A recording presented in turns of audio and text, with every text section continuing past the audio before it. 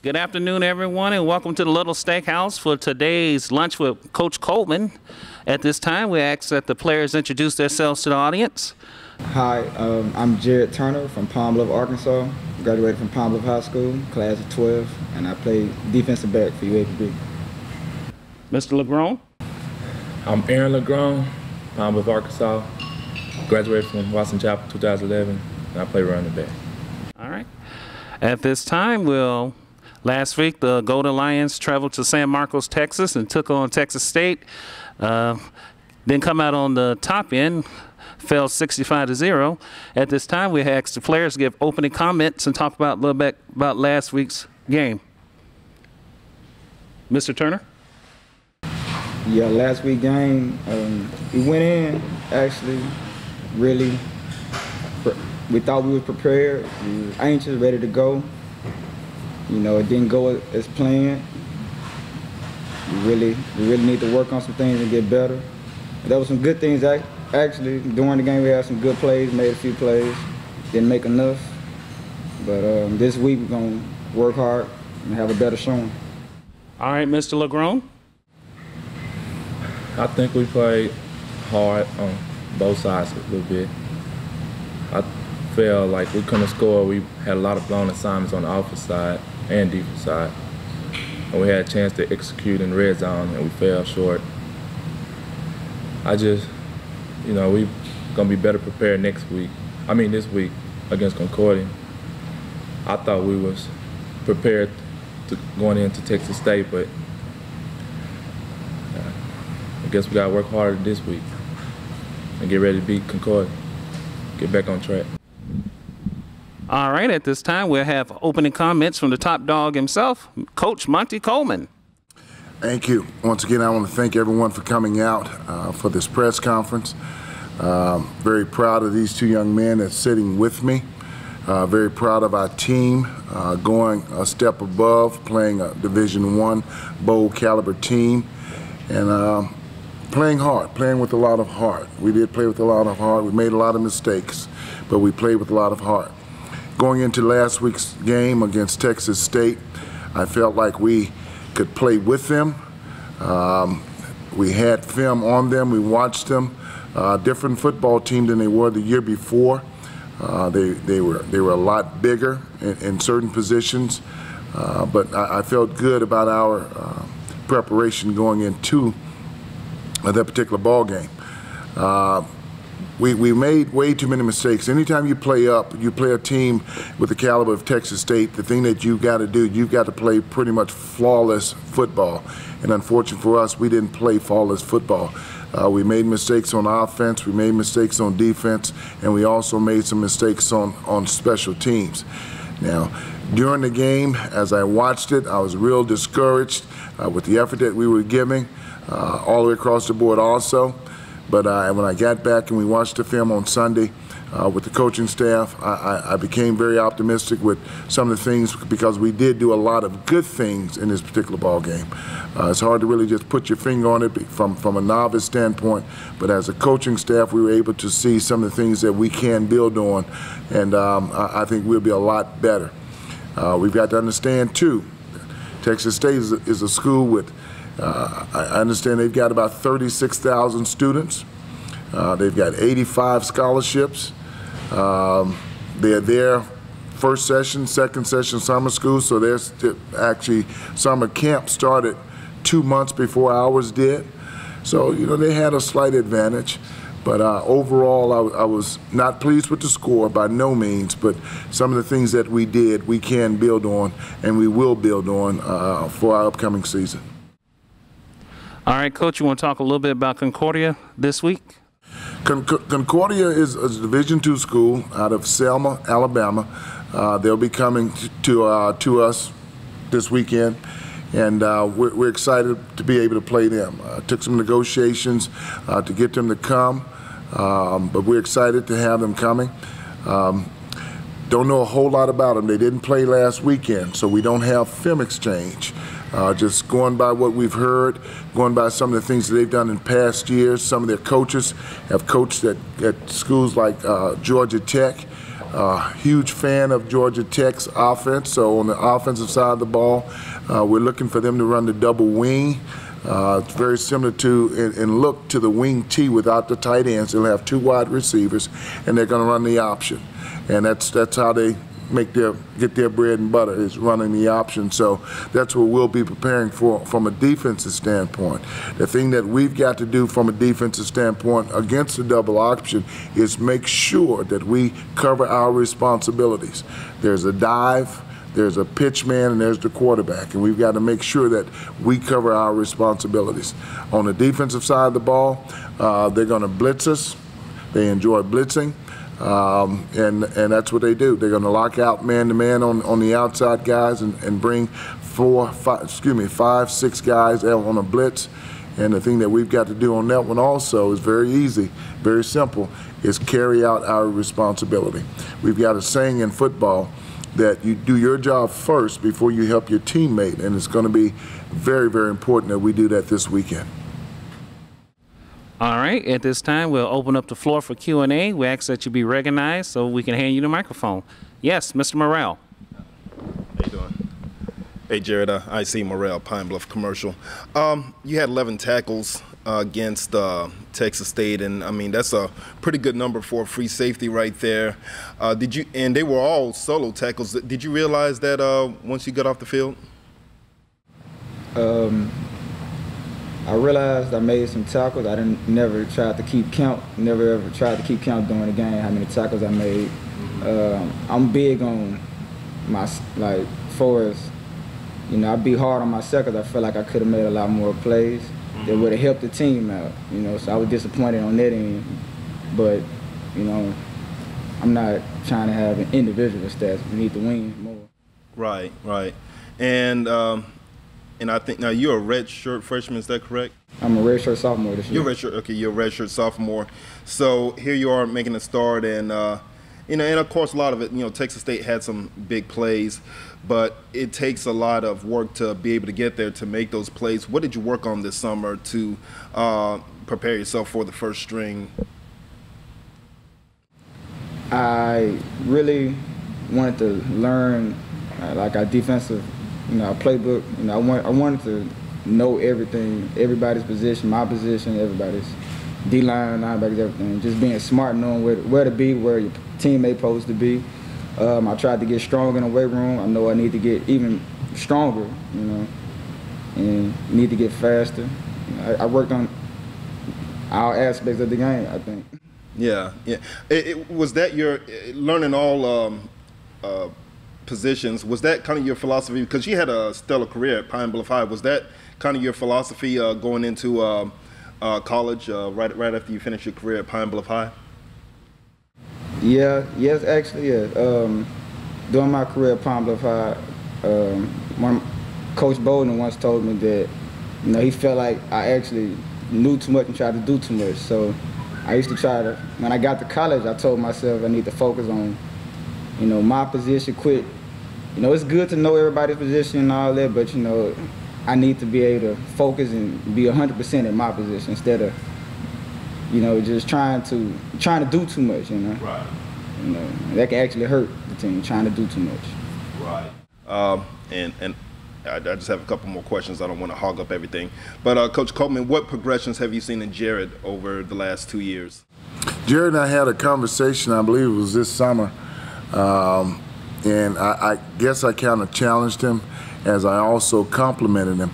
I think he has the athletic ability to be one of the best, if not the best safety that's ever come through UAPB. And maybe one of the issues that he has is he's trying to do too much. And if he can just concentrate basically on his position first and master that, then I think he can rise to the top being one of the very best. And that's a huge compliment. I wasn't afraid. I was a little bit afraid to tell him that, but I wasn't afraid to tell him that because I think I put it in the format of a challenge to him to become that best safety ever.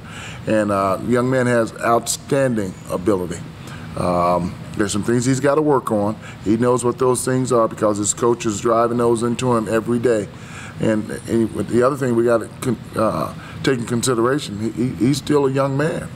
he's still young on the field. Yeah, and my last question for Aaron. Did you guys go in maybe a little bit wide-eyed against Texas State, or what? Was there anything during the game that took you guys by surprise against Texas State?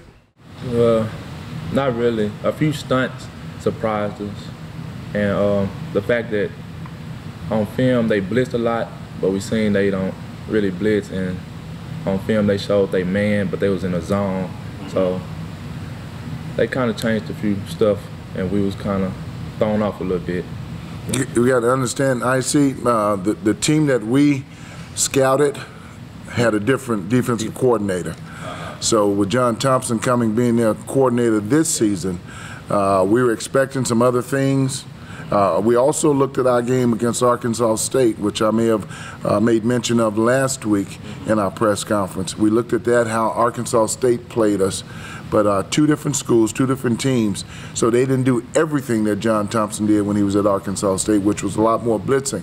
They played a lot more zone opposed to man this year. So, you know, we made our adjustments during the game as we saw this. But, you know, it is what it is.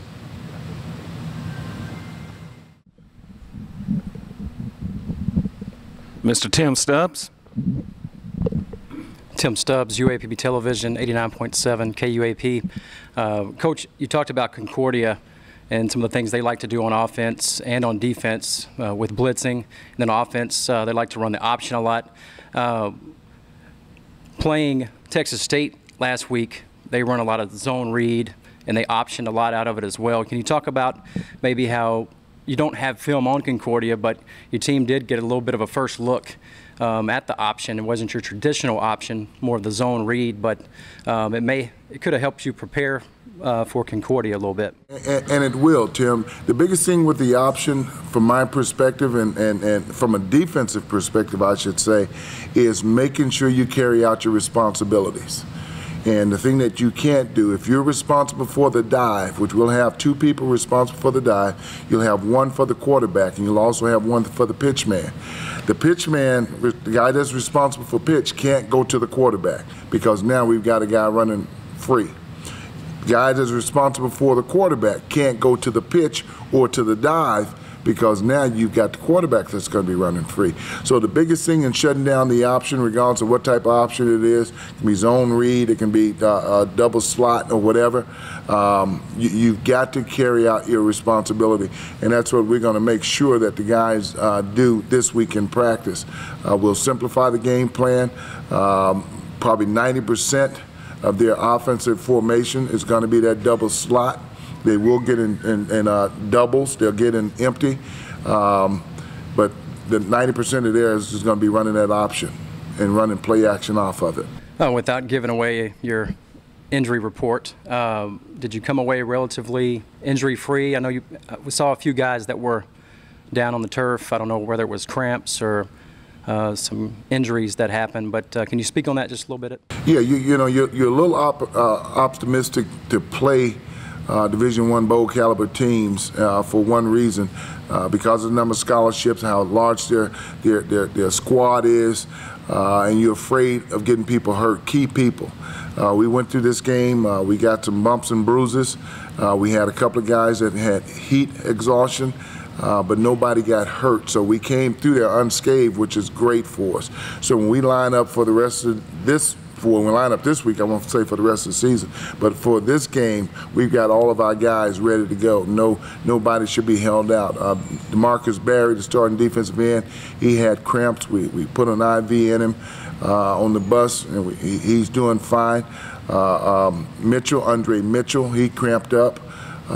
He's doing fine. He should play for us again this week. Ben had a slightly bruised knee, Ben Anderson, and he's doing fine. So right now we've got everybody back on the field everybody on the field that went down to play against Texas State. That's good. And finally, Aaron, I know last year you were injured and coming back, really your first game back, get a little taste of the action. I know you had to be pretty excited about getting back on the field and being number one on the depth chart at running back. Talk about that a little bit. And I noticed late in the game, you kind of got horse collared and bent back. How are you feeling with that injury? And just talk about what it meant to you to get back in the action. Honestly, I ain't really felt nothing from the hip injury since it happened. I've been doing fine, rehabbed it real good. And on that play, like I kind of had a flashback from what happened when I first injured. It was sort of like the same type of play. And I was like shocked, so I didn't know like how to handle the situation. So I guess that what caused the little fumble. But being back, it's exciting. Sitting out a whole year. I'm really ready to play now. I mean, I worked hard in the off season, ran, stayed in shape, got better. And I'm really just excited about the season. Anxious to get on the field, anxious to play. Just glad to be on the team playing. I'm just excited about the whole season. Tim, if I can say one thing about this young man, Mr. Aaron LeGrone, that there's a lot of guys, a lot of playmakers that we have on our team, but per game, there's 3 young men that has to touch the football on a consistent basis. Aaron LeGrone is one of them, Ben Anderson, and Willie Young. We've got to find ways to get them the ball. Very explosive runner. Ran a little high in this game. Got to learn to get down below his pads. But he's one of the guys that's got to carry us this year. He's going to be that marquee running back that we need, and he's got to carry the football for us. So he's one that's got to touch the ball per game. I know in 2012 he was really coming on strong through that championship run. Absolutely. I know you wanted to have him last year. Absolutely. And glad to have him back this year. Are there any more questions for the guest on the panel? Yes, Mr. Morrell? Coach, can you tell me a little bit about the zone read offense as compared to an option offense? Zone read, he's reading the defensive end, the quarterback is. Typically you have one back, you can do it out of 2 backs. And the line, they're not specifically blocking anybody. They just kind of zone to the side that it's going to. So the quarterback is going to, the running back is going to come in front of the quarterback. He's going to ride him, and he's going to read that backside end. If the end crashes down to get the dive, the quarterback will pull it and run. If the end stays there to play the quarterback will ride and he'll give the ball off to the running back, and he'll run it. With the option, it's just the opposite. You'll get the lineman now responsible for a defensive lineman, so they've got to go and block that defensive lineman. They're going to leave the play side end open. A lot of times that's who they're going to option off of. So now the quarterback, he'll ride that dive. If that tackle disappears, he'll give it to the back. If the tackle stays at home, he'll keep it, and now he'll see that end. If the end comes for the quarterback, he'll pitch it to the back. If the end goes upfield and takes the back, of course, the quarterback runs it. So very similar in concept, but totally 2 different plays and 2 different monsters in preparing for. Thank you. Once again, are there any more questions for Coach or the players? All right, we thank you all for coming out. Let's give Mr. Tony Dow a round of applause for letting us come into use this establishment today. All right, once again, we thank you for coming out, and Coach and the players are available for one-on-ones.